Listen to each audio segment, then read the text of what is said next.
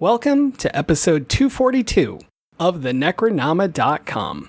You know what's really scary? Book bans. Long a tool of authoritarians, book bans are a direct threat to our freedom to read. That's why Library Foundation SD, Brooklyn Public Library, and other partners across the country have launched Books Unbanned to fight this evil. This campaign makes frequently banned or challenged books available through a digital catalog to young people across the U.S., including states with increasing book bans. Like your local library, it's completely free to sign up. Want to learn more, including how you can help increase access to the books we love? Visit libraryfoundationsd.org. Fright Rags has been bringing you the best in horror apparel and accessories since 2003, offering a wide range of products for your favorite creature features, slasher flicks, and cult classics. Officially licensed collections include titles like John Carpenter's The Thing, The Evil Dead, Creepshow, Jaws, the Halloween franchise, and so many more. Head on over to fright-rags.com. Make sure to sign up for their SMS and email newsletter to never miss a drop. Listeners get 10% off when they use the code NECRO10, all caps, at checkout.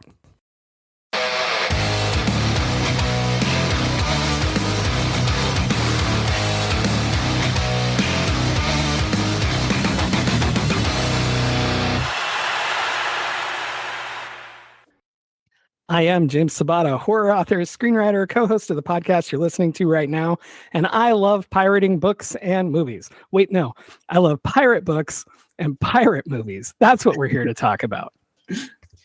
And I am Donald R. Guillory. That's the only time you're going to hear me say that from now on. I'm just gonna put it out. I know we probably recorded this 2 months before it aired. Basically, yeah. So I find it odd to think about the fact that the Fallout TV series released this past week at the same time we may be entering World War III. So, if you're listening to this, congratulations, we all survived.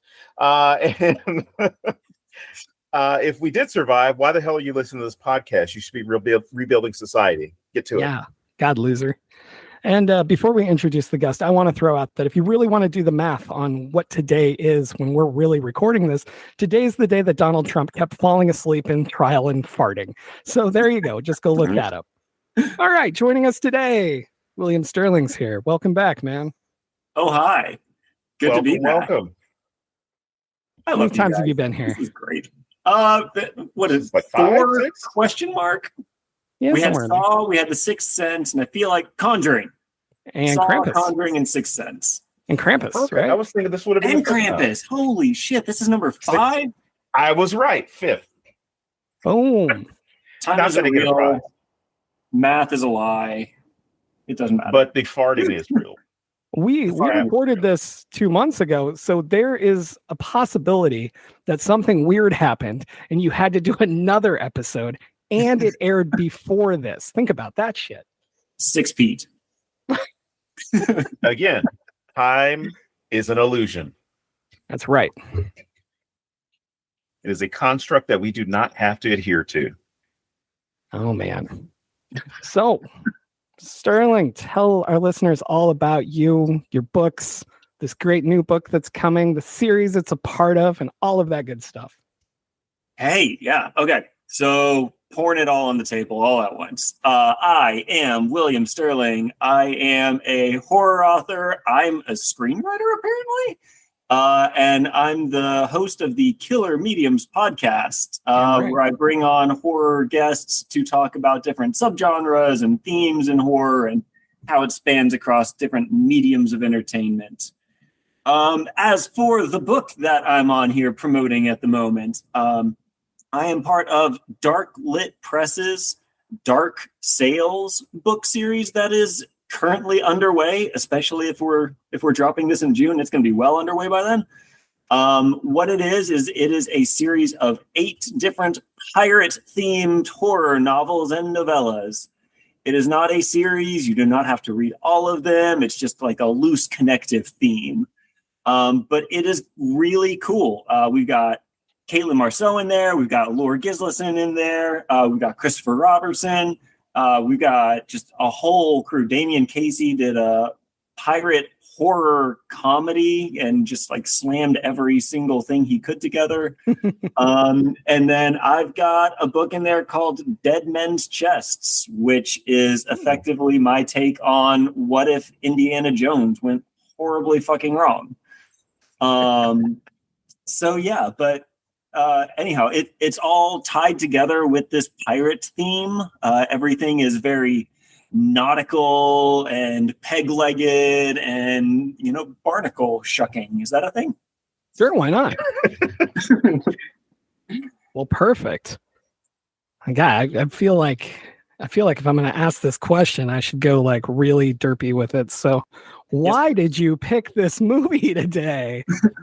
Why did I pick Pirates of the Caribbean to connect to the pirate horror series? Well, I think the connection was probably my fascination with Johnny Depp.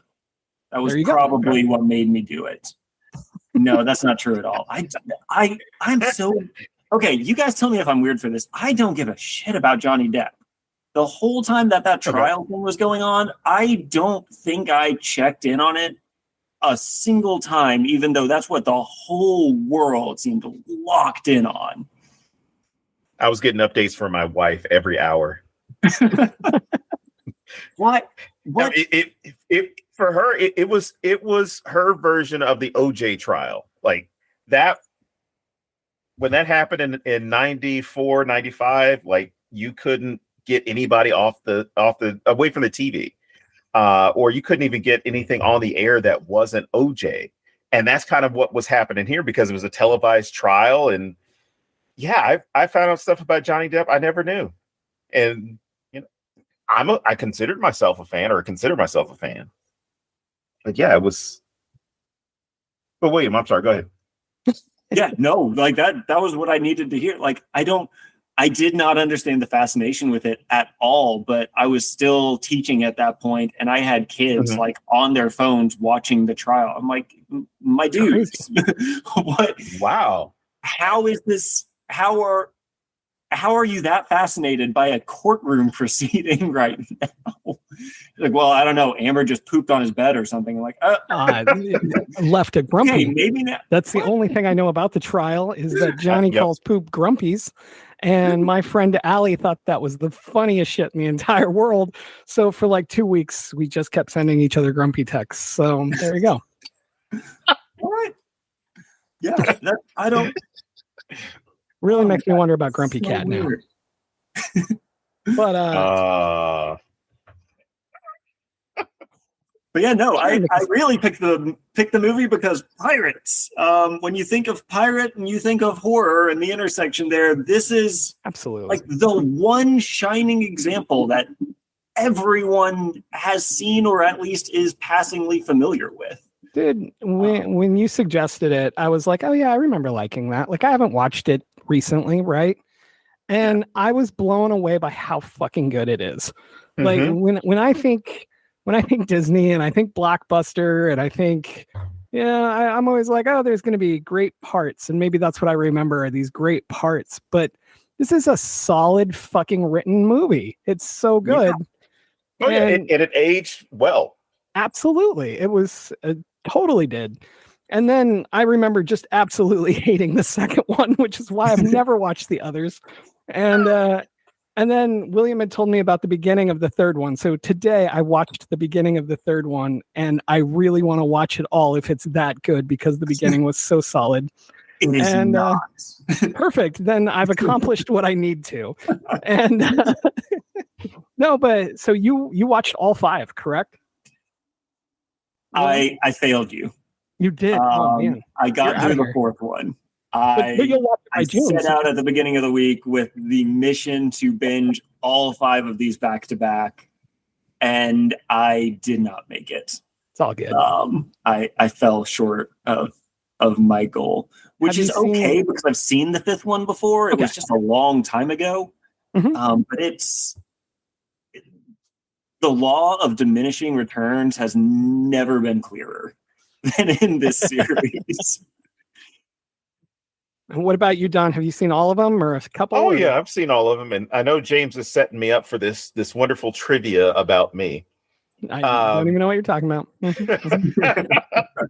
Yeah, we've only texted about it like 3 or 4 times. No, I saw the first film when the second film came out. So whoever I was going out, well, I know who I was going out with. Man, that person doesn't deserve mention. So anyway, I was dating somebody at that time, and we were going to go see Pirates of the Caribbean, Pirates Caribbean 2. And I hadn't seen the first one, so I saw it, and then I saw the second one. So I was texting James. I'm like, "Oh my God, Pirates of the Caribbean was the last movie I saw before I went into the Army." And he's like, "Wow, I thought you always went into the Army when you were 19." Blah blah blah. And I went back and I did the math, and I saw that this film came out in 2003. So I let him know. I'm like, that the reason why I believe for the longest time that it was the last movie I saw was because I watched these 2 movies back to back. We watched it and went right to the movie theater to watch the second one. So for me, I think about the, oh my gosh, Davy Jones, like all that stuff comes out in my head when I'm thinking about it, because I think about those first 2 movies as one movie. But I love that, one, you picked this movie because it wasn't even on my radar to think about talking about, because I forgot about the elements of horror, or just say horror all throughout the film. Because what a lot of people don't realize, or at least didn't realize when this film came out, this was probably one of the most historical representations of piracy that there was. We had all the swashbuckling movies like The Buccaneer and the Gate. Well, it wasn't the Gate Blade. It was something Blade. And it was all about going on the seas and raiding and pillaging and sometimes singing, because you did have your musical versions of it. But it was very camp and it was very kind of goofy. Whereas this one, it still gets to be fun. It still gets to be funny. But you have these elements thrown in throughout that show you a more accurate historical representation of the period, as well as the individuals that would have been involved, especially with the British governor and the way that the British government itself divvied up all those territories, and then had the nerve to want to hang a pirate on first sight because he's a pirate, and not notice the irony that they're just going and stealing shit all over the world, which is, so much worse than whatever Captain Jack Sparrow could have been doing. But that's how you get rid of your competition. So, yeah. That's just being business savvy. Well, they do. That's why you keep turn saying into a savvy. business. It all makes sense now. Because, well, the other thing is, like, piracy has been around for the past like 3,500, 4,000 years, because anytime you have goods, you're going to have people that are going to scheme a way to take it, or they're going to take something from the wealthy and possibly spread it amongst others. But for the most part, we think about piracy within the 17th and early 18th century, and we kind of just put it in that bubble and don't even think about how it goes into the 19th century, 20th century, and of course we still have in the 21st century. With this past year, with the Yemeni pirates, you've had Somali pirates as well, and they can really disrupt trade. And as a result, you see them as being a problem more than someone who is just trying to make do or try and get by. Okay, so social commentary of this movie, that was kind of like where I was thinking we would start this thing, is just, it is wild to me that Disney decided to take their big swing of a like budget blockbuster for that summer and to pin their hopes on something that is so clearly anti-establishment, because the villains are the British, the villains are the East India Company. It is like lawlessness personified, and we're going to make them the heroes through Jack Sparrow. And like, anything in this movie that could possibly symbolize law and order gets made fun of, gets embarrassed, gets vilified as much as possible. And it's just me sitting here the whole time going, who greenlit this? Who at Disney knew how this was going to be perceived and went along with it? Because I love them. I'm so glad that this movie got put out in the world in such an accessible fashion, because when you're 11, 12 years old and you're watching these pirates sail around, you come out of the theater a little bit more pro-anarchy. And then you heap onto that massive horror elements that Disney doesn't do typically. You pile stuff like that in, and you just throw in these excessively adult scenes, but they try to frame them in ways that even the 11 and 12-year-olds sitting in the theaters are just like, yeah, this is fine. James mentioned this, the opening of the third movie. I had to stop earlier this week and pause the movie just to process what I was seeing, because the third movie opens with a child standing in the gallows getting hung. They kill a kid. That's something that even your most hardcore horror movies kind of pause before they do it. And they're like, I don't know about this. And Disney was just like, nah, fuck it. Kill the kid. We'll have him singing heroically when it happens, and we'll cut away at the last second. Sure, so you don't really started see it. singing. But you just hung a kid in a PG-13 movie. How did you do that? And again, whoever greenlit this, I applaud you. I always call these moments the Anakin Skywalker moment, because when he killed the little Jedis, I know what they're called. Trust me. The Padawans? Yes, that's what I said. Now then, or the younglings? Yeah, that's what I was actually looking for. Thank you. But no, when he kills them, they do that cutaway where they don't show it, and that fucked me up so much more than if they would have shown it, because my mind goes way further than they were gonna go, right? And so I had the same thing with the hanging of this kid in the beginning of part 3, because they cut away, and I'm like, if you just showed the legs dangling like all the others, I don't think it would have affected me the same way that cutting away does. Right. Why did you make this worse? Jojo Rabbit it for just a frame and just let it end. There you go. But yeah, anyhow, I had a massive ramble there and threw out 25 talking points. So shutting up for a second. No. Well, I was thinking, because with respect to this idea of the system, the government, as far as you have control, you have law and order, and then you have those individuals that want to break free, right? You see this within U.S. history courses, where there's any revolts are not really talked about. Anytime that someone is standing up to something is not talked about that much as within the K-12 system, right? So for trying to think about the best way to put this.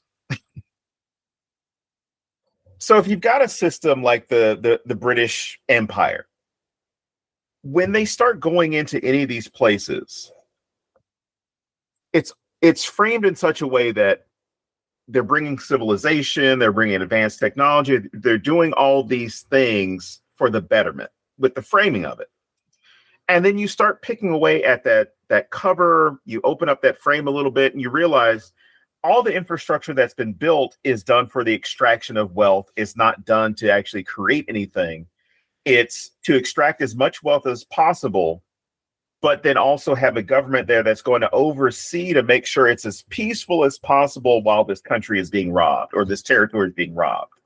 And when this type of stuff is talked about in a K-12 structure, those revolts by pirates and things like that, it's always played down as, like you brought up, William, the pirates are the bad guys.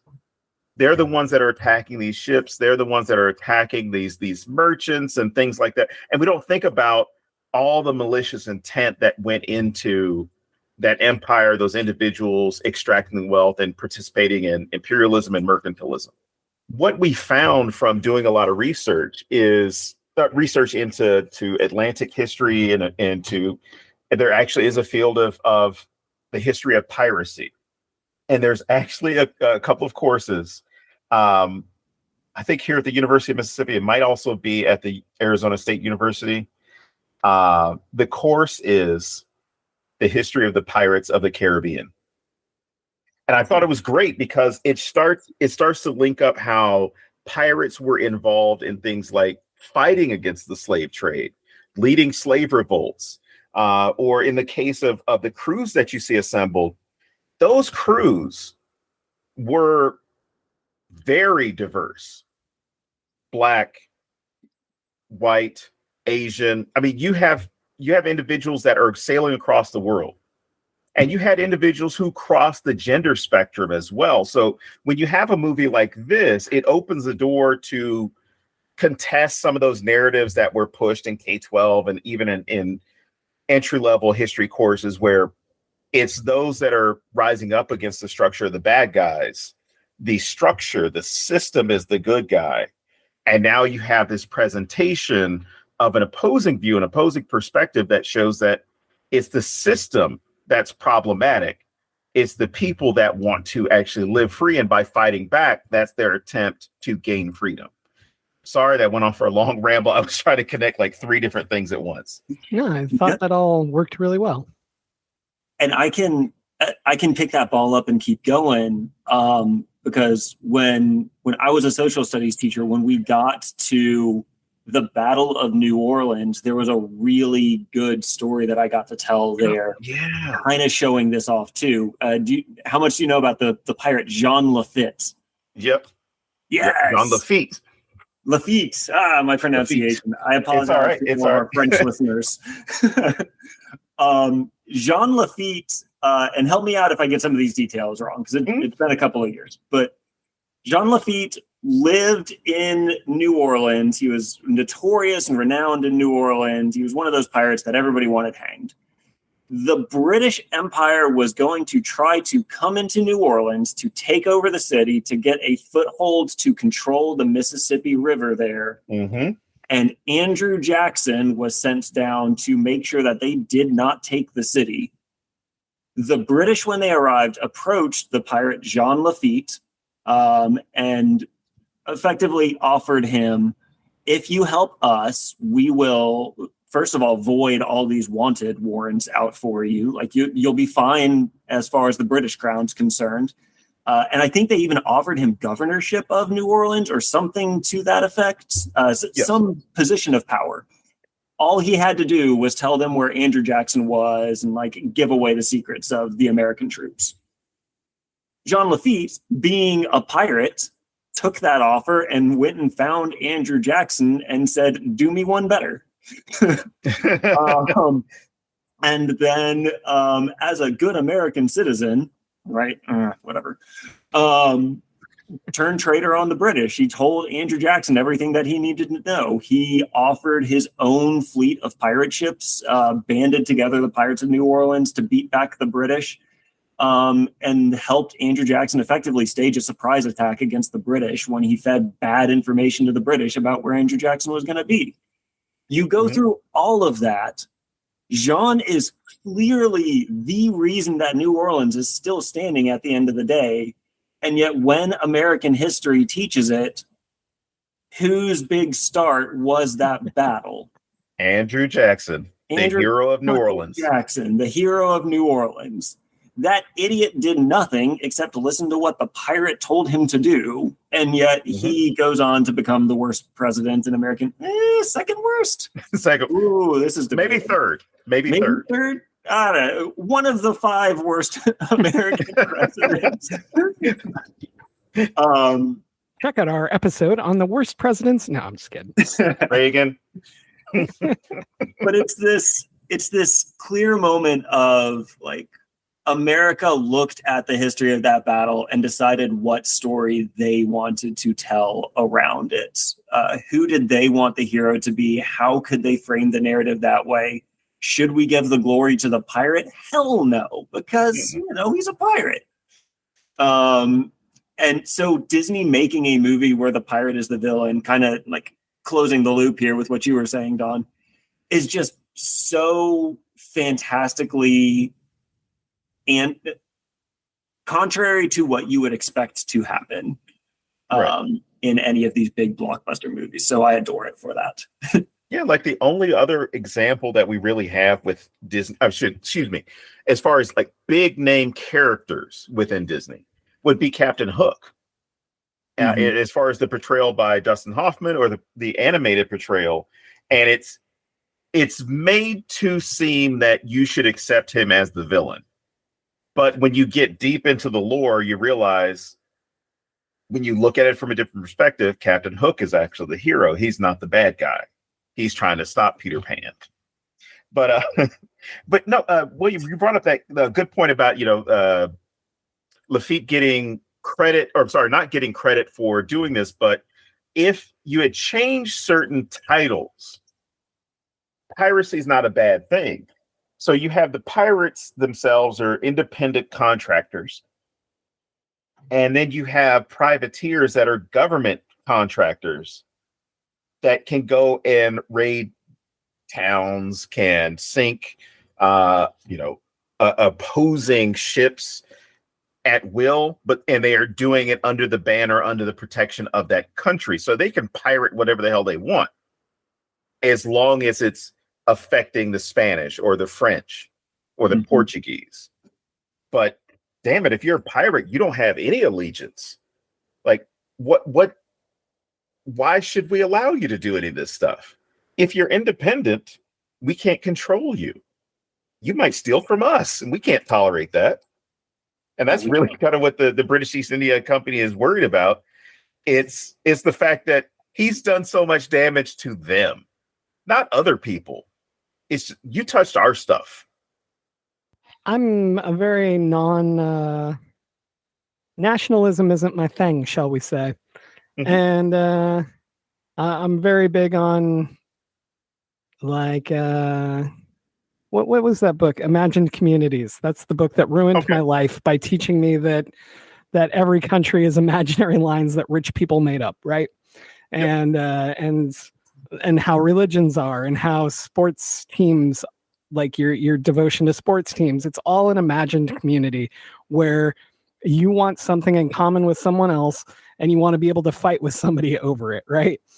There's lines between that, but like if you really start breaking things down, that's where we end up. You end up in one of those two spots. And so listening to all this about like different people stealing and calling it different things, and we only care because you took our stuff. I was literally just sitting here thinking about all of American history and how we are a country of pirates.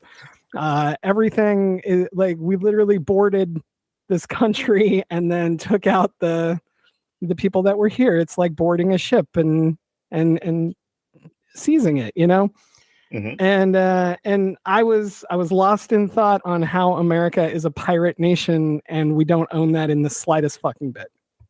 So it's the idea that stealing land, stealing property, stealing people, all those things stealing that people to run the land we stole. Yes. All that stuff is fine until you have that competition. Yep. So like the Mexican-American War was really about Mexico saying that they didn't want any slavery. They outlawed slavery. And because Texas was part of Mexico, the people who had moved into Mexico were like, well, we're Americans. We should still have our slaves. And ended up getting their asses kicked. And the U.S. government came in and said, well, we're going to help them out and free these people so they can enslave other people. But, what's also cool, like, this is the other thing I love about history, or just talking about history and researching history, is once you start looking into the files, into the history, into the archive, you realize so many of these individuals were way more advanced than we were on so many things, as far as political ideology, social views, things like that. And even the fact that pirates were willing to give women opportunities. Excuse me, let me take that back. Male pirates were willing to give women and female pirates power. So it was never an issue of, I mean, it's one of the things that I look at in this movie where the one guy is saying like, oh, women are bad luck to have on the ship. And I think it was something like 12 or 13% of pirates were women. So they might not be bad luck if they're with you, because those ships full of men go down all the time.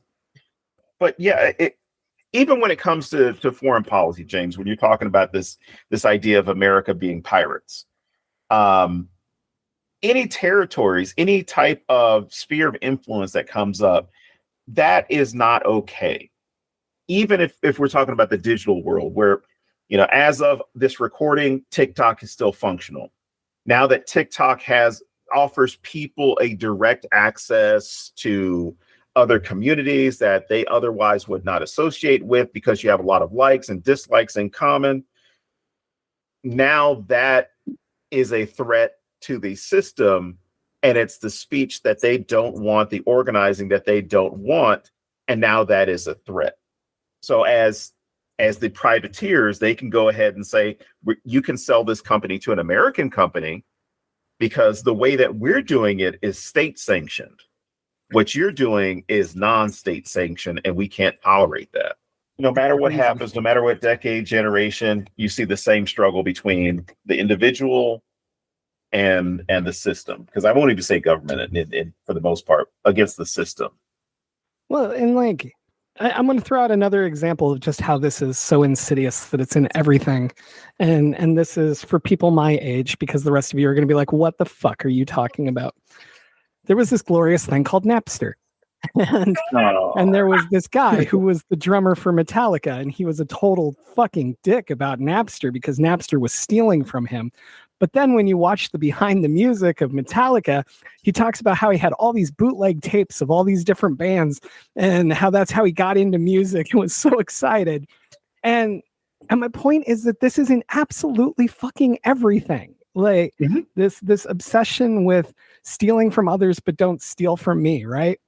And I mean, we literally call it pirating music for a reason.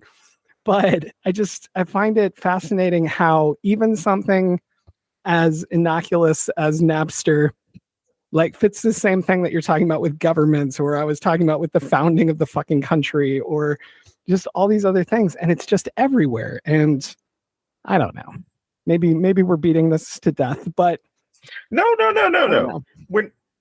Because it seeps into so much stuff that you see in the film. Even the idea of, I'll just say that the gold sentient, right?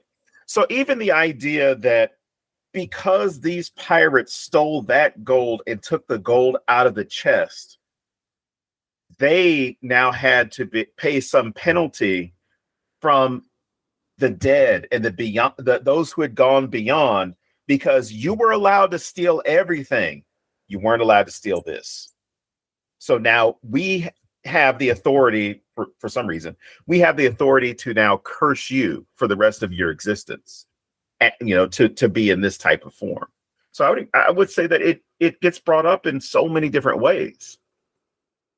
And one thing I want to add, I talked about how I view the writing in this movie as just phenomenal. Johnny Depp's character is such an epitome of this conversation because he's a pirate, he's greedy, but he's not as greedy as they are. Or would he have been if he was with them? Like there's questions, but he's also the one that stops and makes sure people are okay occasionally, or things like that. And I view the exploration of what is greed and where is that line. I think that is just a fascinating exploration in this that's there, but not like completely shoved down your throat at the same time. And it's what makes him the hero, is he doesn't go as far as them. All right, here's something I did not know until I rewatched this film. I thought Keira Knightley was in her 20s.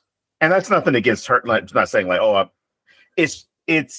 I didn't know that she was, I guess, 17 when she made this movie, because at that point she had already been in a couple of things, or at least, been at like Beckham and things like that.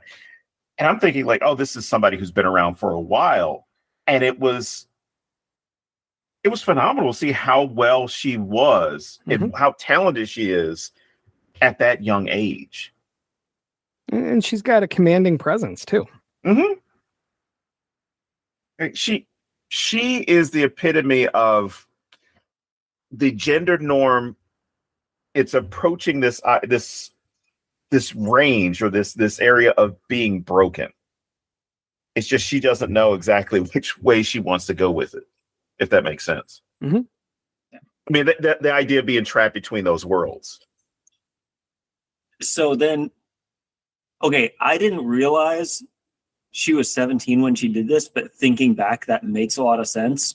My takeaway watching it this time and watching her scenes was just being impressed with how well they set up her character arc for the first three movies. Even in the first movie, she's going to be a pirate captain by the end of this. And it is so clear, even in this first movie. Oh, yeah.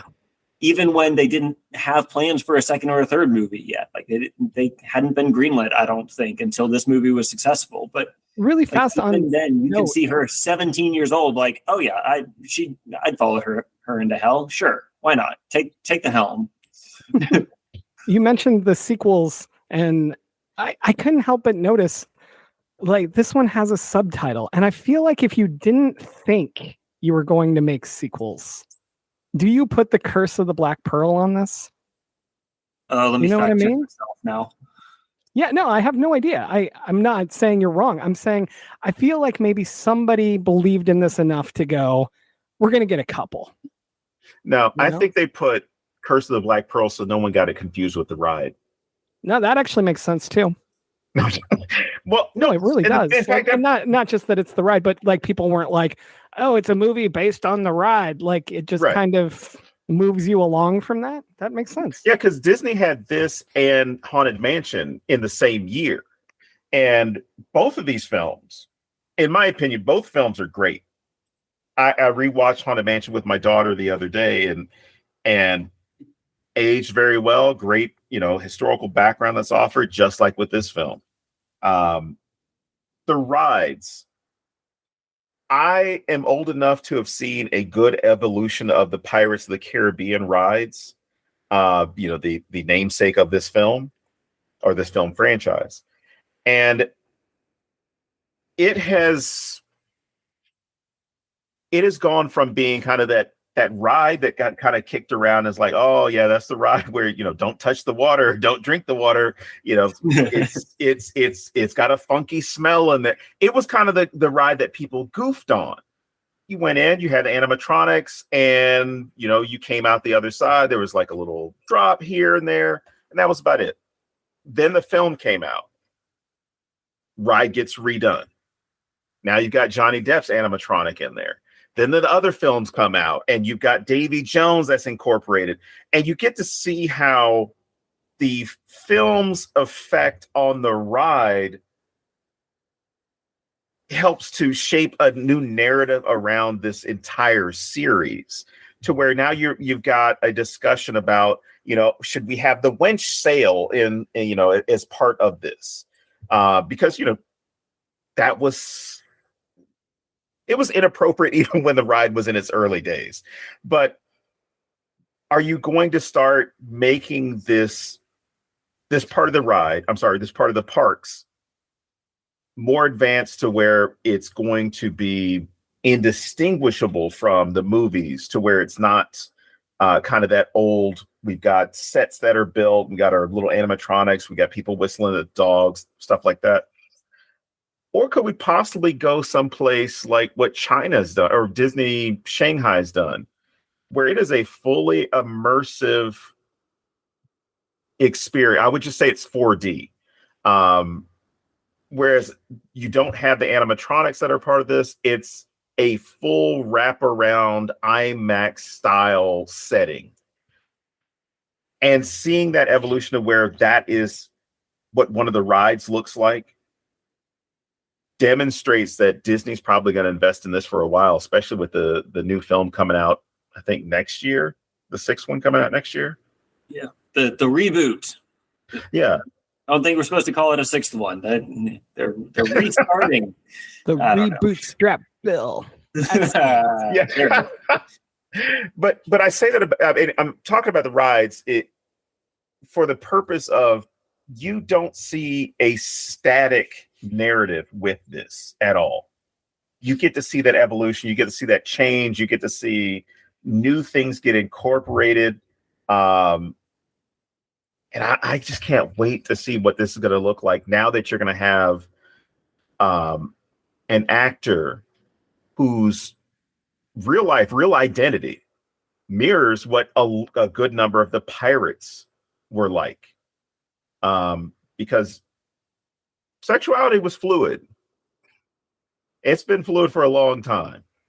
It's just that you started having these constraints that came down with gender identity and sexual identity as well, or sexual orientation as well. So what I'm saying is, for all the people complaining about the actor that's going to be taking over the lead, kiss my ass and kiss everybody else's ass who came before her.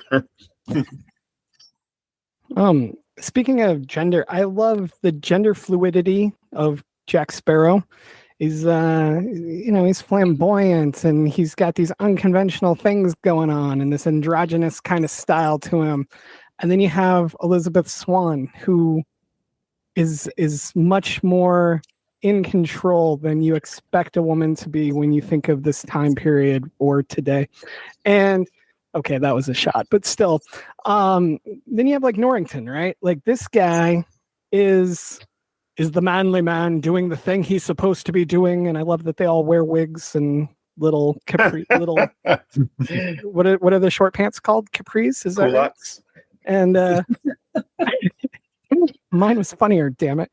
But so like there's so much going on with this, and even like Zoe Saldana has control of the Black Pearl.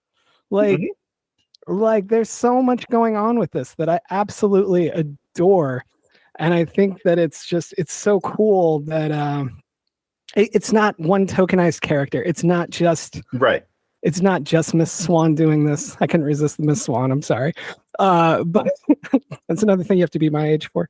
But it's usually one character. They usually pick this one woman and they make her powerful and everyone else still is stuck, right?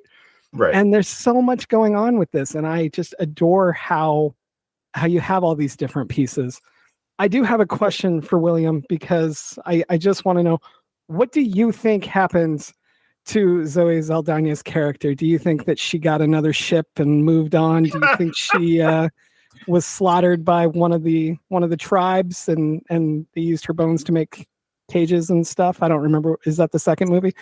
What do you think happened to her? I think Zoe got a really lucrative contract to go to space and be green for a while. And do you think that she was a captain there as well? Fighting Thanos? Yeah, I think she's happy. Also, she got a really lucrative contract to go to space and be blue for a while. And like any good pirate would, I think she followed the money. You got to. Oh, James, you brought up the yeah. You brought up the idea. I'm sorry, the aspect of I was going to say Johnny Depp, but Captain Jack Sparrow's flamboyancy, right? This idea of how his mannerisms, the way he walks, the way he talks, even the cute little jokes and the ways in which he pronounces certain words. But what's cool about this is whoever was doing their research did their job. Mm-hmm. Because pirates were very flamboyant dressers. And it wasn't a thing about being ashamed of being a pirate. It was a lifestyle. It would be the same thing as the biker gangs. I'm going to dress this way so you know who I am. And love that they did that with this. Because he's got so many things that otherwise they wouldn't make sense for him to have. on his person. I would point out that even today, a lot of my family members would be absolutely terrified if a group of drag queens tried to like walk up to them. So, oh my God, drag pirates. Yeah, I think that would, somebody make me that movie right now because God damn it, I want to see it. On it, I got some free time. There's got to be a better way if we can say that. Drag pirates, dragirates, prag. Oh man. God, there's something here, and I'm just not finding Pirate queens. There it is. That works. There you go. Drag queens, pirate queens. Queens of the Sea. I like it. There you go. Queens of the Sea. But yeah. I don't know. The whole like the blurred lines just really works for me. I know it's historically accurate, but I also really appreciate how much they brought it out in the script and how it plays into everyone's roles. And like even William, like he loves Swan for who she is. Like it doesn't bother him at all that she's strong, at least in this movie. Maybe William Sterling here can tell me, oh well, you are so wrong later on. But at least in this movie, he's fine with her as she is, in command, in charge, like he is ready to serve on her ship, damn it. That's amazing, because that's exactly what goes wrong with Orlando Bloom's character moving forward. That's fantastic. I wish I had known I could take credit for it. He starts having so many issues because he feels like she's choosing the pirate's life over him, and it's just like, stop it. I wish they would have left Orlando Bloom out of the second and the third movie, because he just turns into this whiny little, but what about me? And I hate him. He's the guy whose girlfriend is going off to college. That's what it is. Yes. I told you we should have slit his throat to get the blood. Now, I love that pirate who's like, well, maybe it didn't work. Maybe cut his throat. So great. Was it Rigetti or something like that? Yeah. But no, James, when you were bringing up this idea that the sexuality is there, you see it, right? For anybody's listening who likes to say those things like, well, I didn't see it, I didn't notice it, you guys are looking for gay people and brown people and whatever. They are there. You just don't notice them because they're regular ass people. Yep. The other big can of worms I was going to uncrack was just talking about the supernatural elements, and how they got so easily infused into the plot, and how well they just mesh with, again, pirate lore from this time. I don't want to talk about the fourth movie too much because that's not what we're here for, and also it's a train wreck of a film, but they've got Blackbeard in that movie, and there are so many stories from back in the day about Blackbeard like putting fuses in his beard and lighting them on fire before he jumped into battle so that everybody else would be scared shitless of this guy with a flaming face coming after them. And it feels... Is that why it's black? Because of the charring? Fact check. I don't know. But it feels like it's such a natural thing to take all of the legends that were formed around this group of people anyhow, and all of the superstition around sailors with like the don't let the woman on the ship, don't go follow the sirens and the mermaids and stuff like that. If you hear somebody singing, turn the ship around.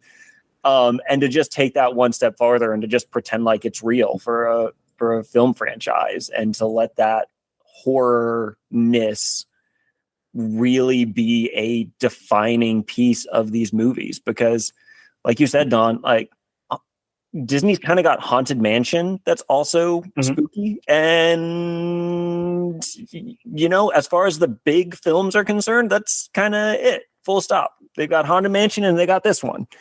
But they did it so well, and they just ran with it, which, again, so weird that Disney made this movie. Well, and the thing is, it's kind of that whole Disney doesn't want to lean into R-rated movies, like we'll stop at PG-13. But with the assets that Disney has, in many different ways, as far as like the access to writers, the access to the right producers, and right directors, as well as performers. They could make some really good and original horror. Oh yeah. And they proved that they know how in this. These Yes. creatures are phenomenal. Anybody that knows me knows I'm obsessed with creature features. I'm obsessed with monsters. The skeleton crew, haha, fucking amazing. They're so well done. The special effects mostly hold up. But just the idea of them, like that part where she sees them for the first time, that is terrifying. You're alone at sea. There's nowhere to go. They would have been scary on their own as pirates. I don't know. I love these guys. Well, and even the way that they attack the other ship, they go in, especially when they're in the cave and Barbossa says, "All right, boys, let's take a walk." Yeah, that seems and great. They just start walking at the base and then swim up, climb up the ropes. And that in itself, for me, was more terrifying than what Swan saw. Yeah. Mm-hmm. Because one, you talk about, your fear of water and the idea of you don't know what's in there. Yeah, fuck that shit. Mm-hmm. That to me makes me immediately think about like what the hell could possibly climb up. And they do it so quietly. It's eerie. There's not there. I don't even think there was music playing at that part. But you think about that this is being done at night. And if you've ever been on water at night, mm-hmm. that is the scariest shit you will ever have. You will ever experience, is just the quietness of the ocean and the earth and not knowing what's out there. Ooh, I think I take that over the woods where there's just a little noises all around you the whole time. Because if it's silent, I can deal with silence. I can assume that means nothing's coming. You put me in the woods in the middle of the night, though, and little things are just like crackling all around me. Fuck, no, give me the water. This is why I stay home. No woods, no water. It's brilliant. Oh man, that's on the Arizona State crest, right? Yeah, of course. Okay. Do you guys know even in your house in the middle of the night when you hear me breathing in the corner, like that doesn't mess with you? Well, sometimes I just go turn off my camera, and so I don't hear you snoring in your house. So, but do you guys know in the new one, are they going to face the Dread Pirate Roberts? Because that's what I need. So, if Carrie Elways could just show up as the Dread Pirate Roberts, that's everything I need. As you wish, James. Maybe some rodents of unusual size.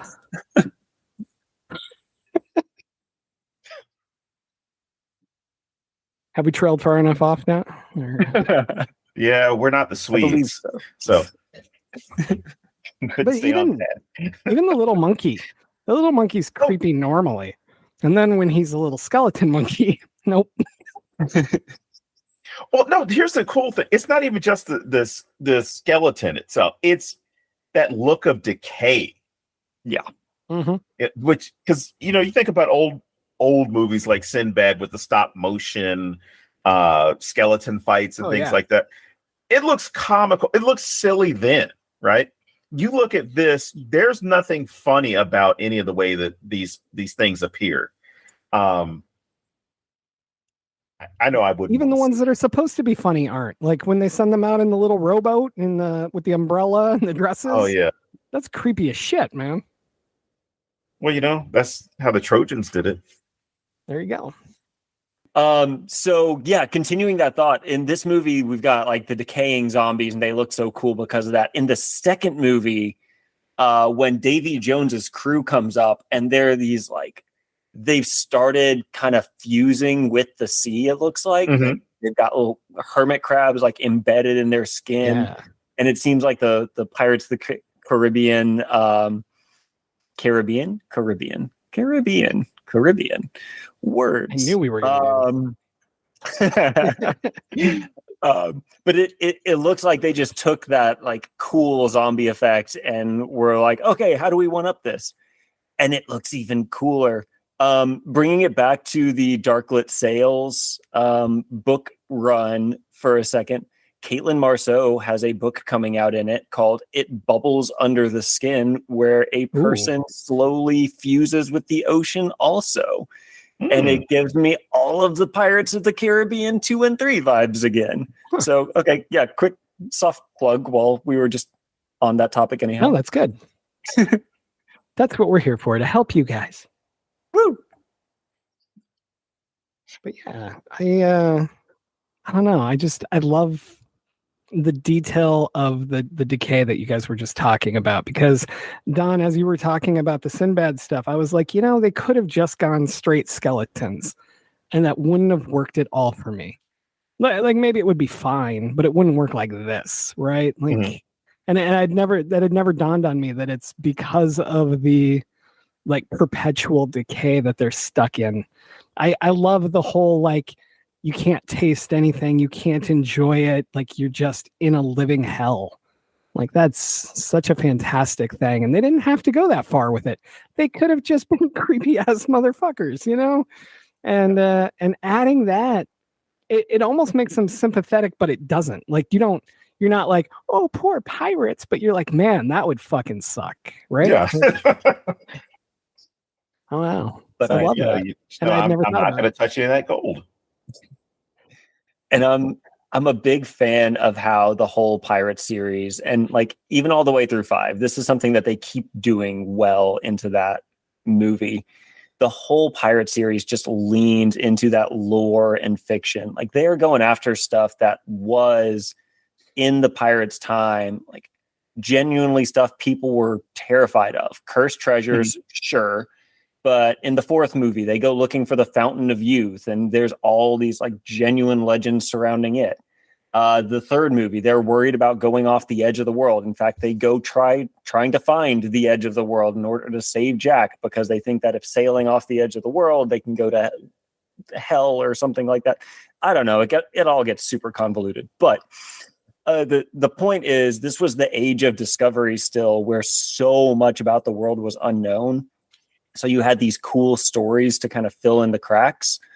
And that is such pure ground for horror goodness that I don't get how we don't have more pirate horror stuff anyhow. Well, William, stay tuned. I'm working on a couple of things. Yeah. Queens of the Sea. I'm excited. No. It's the other one you know about, James. That's why I said Queen of the Sea. I'm excited. No, here's something we danced around but never got into, which was the pirate code. Yarr. Okay, The pirate code. It's really more of a suggestion. Well, and that's the great thing about it, right? So you have this comparison of the British legal system and I guess what would be known as a semblance of international law or maritime law, right? You have those laws, and then you have a code. Now, practically the same thing. It's just a little bit nuanced, right? So the idea that you have a code or an agreement or an understanding when you're with these other people on this ship, everybody gets a part of the share. Whatever gets taken in a raid or seizing somebody else's ship, we split it. Captain gets the most, but we're going to split it. But the idea that it's some it's some common sense stuff, like make sure your weapons are always serviceable. And there was even a thing about each member of the ship gets a vote. Depending on which crew you were with, you got to vote as far as like what was going to be, the next destination or what was going to be the next action. And it's really cool to think about how that gets incorporated in this movie. But Barbossa responds with that great line of more of a suggestion, or more of guidelines. That's what it is. And you see how there is a system and a sense of order, but even in that order, there is a little bit of disorder. We can go by the code, but we can just whatever. Or we could just say parlay every time and piss off one of the other pirates. I love that camera was like, please God, nobody say parlay. I love that Jack can't remember what it's called.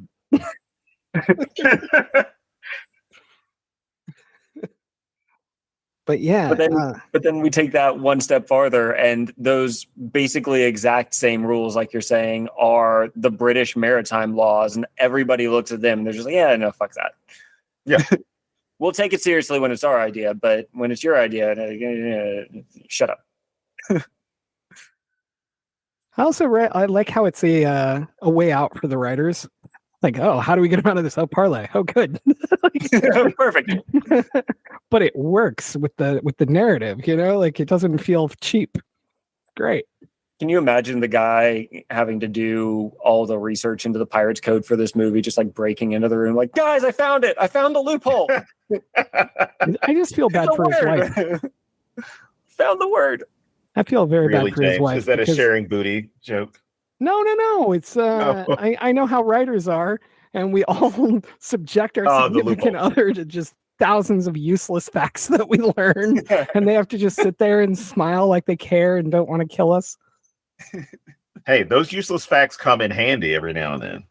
But that guy's wife had to hear all about the pirate code, and she was like, "I'm gonna fucking kill you soon." Like, parlay. Right? She's like, one more time, motherfucker. But she adheres to the pirate code, so she has to parlay with him. There you go.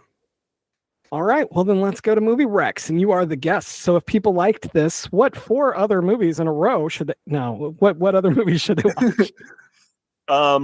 Okay, if people liked this and they did not watch the rest of the Pirates series, be aware that Pirates 2 and 3 closes out the Will Turner and Elizabeth Swann trilogy, and that is a great stopping point.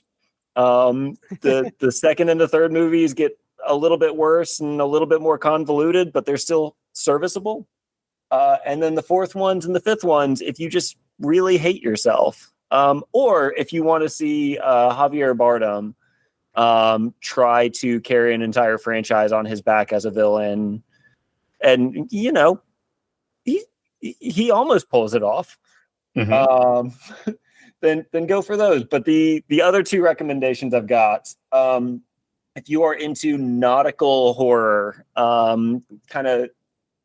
it kind of ditches the pirate aspect of it, but The Last Voyage of the Demeter, the Dracula on a boat movie that came out last year, it does it. It does the nautical horror good.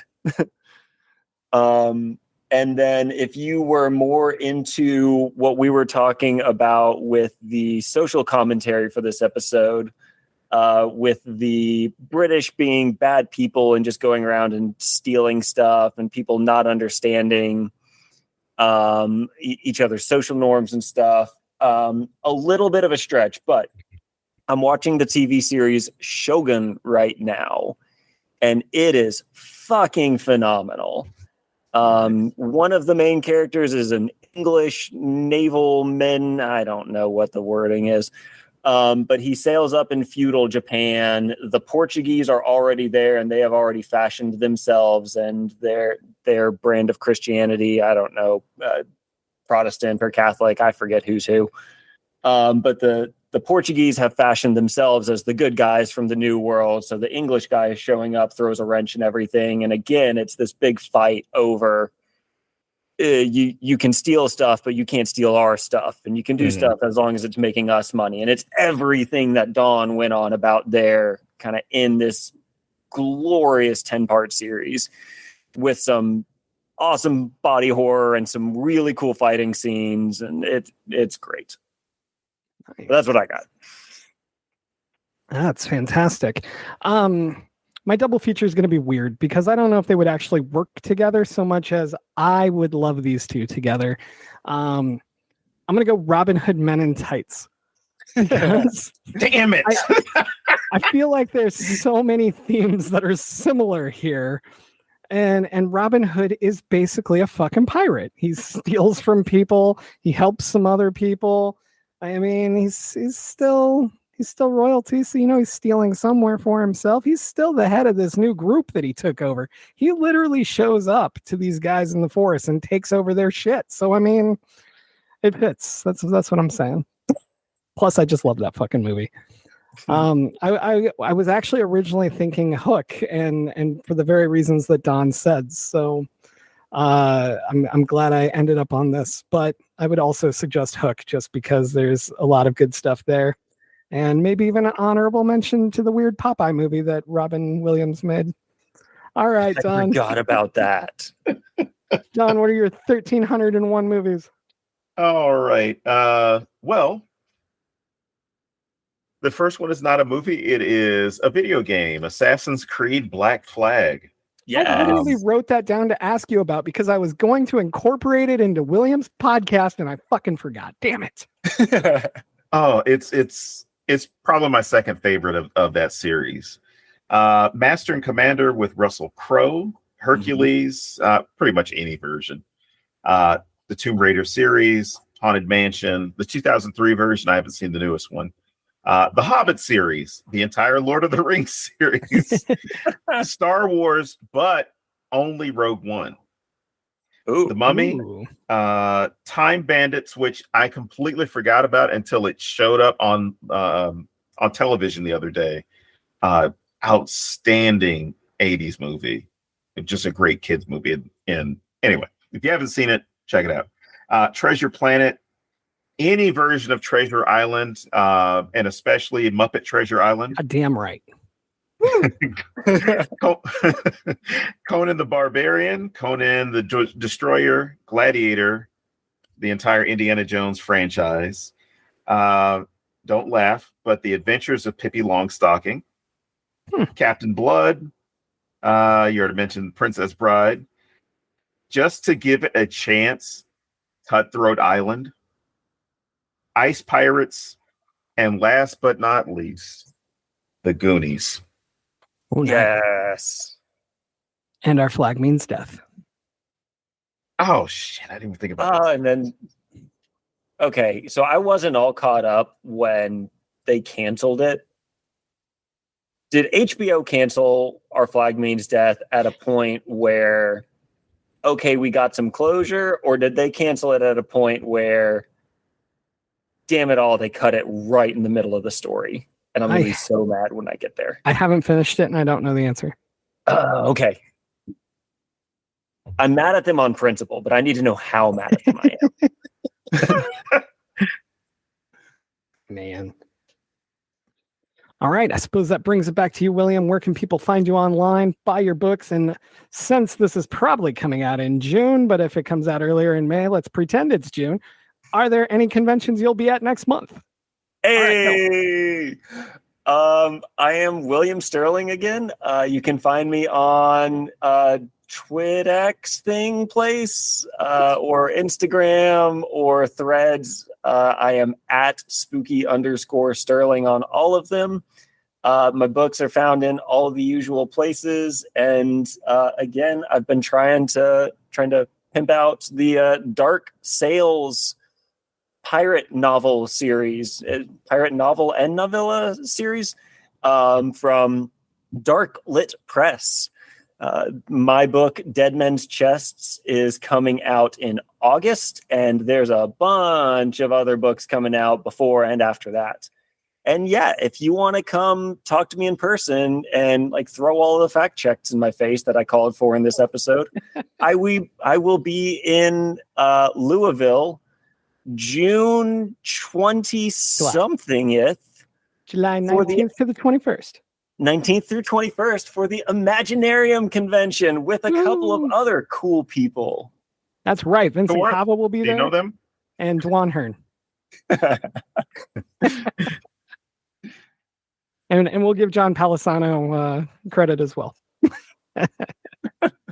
And then me and Don will be there ruining everything for everybody. More Cannot or wait less. for y'all to ruin my weekend. We might not actually go to the convention, but we'll be at Derby City Pizza right across the street.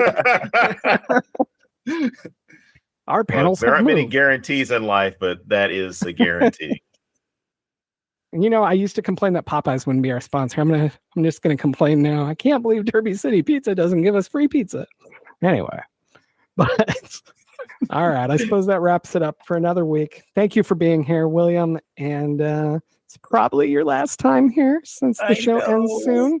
But like I said, things could fall apart and you could be back. So we don't know. You might have already been here.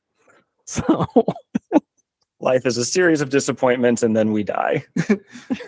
The end of the Necronoma.com being one of the disappointments. it'll be all right. There's probably big things coming, but nobody knows. It won't be okay. I'm going to go cry in my room now. I mean, I'll be there, so it'll be fine. I mean, it's a camera, but you know, I mentioned that earlier. All right, we'll wrap this up. So, as always, I am James Sabata. And I am Donald Guillory. We will see you next week here at the Necronoma.com.